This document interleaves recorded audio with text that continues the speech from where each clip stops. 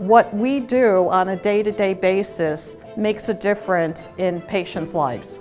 We are contributing to either life-saving medicines, life-improving medicines, the ability to influence the way that someone can enjoy life. Hopefully, what I do will make sure that the product that is delivered to them is safe, that it works for them, that it provides some type of positive impact for them. ISPE has always been, as long as I've been involved in it, committed to working on the mitigation and prevention of drug shortages.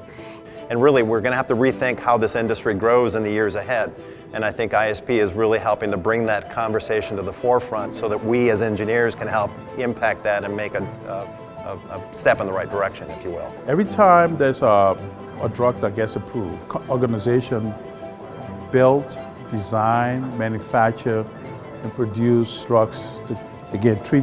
So ISPE has been instrumental in providing standards for some of the plants that produce drugs. We're much better as a synergistic group, and really we can make a much bigger impact working together.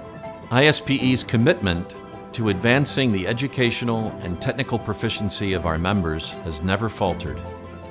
And we know we are making an impact when we see that the organizations leading the vaccine discussions are core stakeholders within ISPE, and that makes us very proud.